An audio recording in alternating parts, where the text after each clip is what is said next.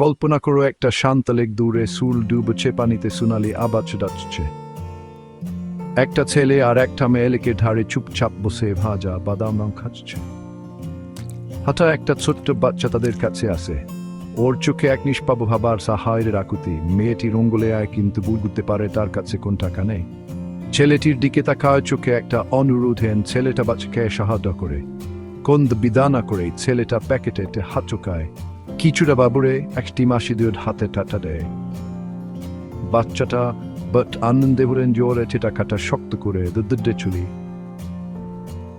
কি চুকশো নির্বতা মেয়েটি ছেলেটির কে তাকায় চোখে একটা চিকচিক ভাব। তুমি অনেক ভালো, মেয়েটি আস্তে করে বলে। ছেলেটি মেয়েটির দিকে তাকা, মুখে একটা কোমল হাসি। যাদের সাহায্যের দরকার আমি সবসময় তাদের পাশে থাকতে চাই, ছেলেটি উত্তর দেয়। লেকের ধারে সেই ক্ষণিকের মধ্যে দয়া আর মমত্ববোধ ছড়িয়ে পড়ল, যা অনেকের হৃদয় স্পর্শ করবে। মাঝে মাঝে ছোট সাহই সবচেয়ে বড় প্রভাব ফেলে। আসুন আমরা সবাই চেষ্টা করি, ছোট হোক বা বড়, কিছু একটা ভালো কাজ করার। দেখার জন্য ধন্যবাদ, আর ভুলবেন না প্রতিদিন ভালোবাসা আর দয়া ছড়িয়ে দিতে। পরের গল্পে দেখা হবে, ভালো থাকবেন।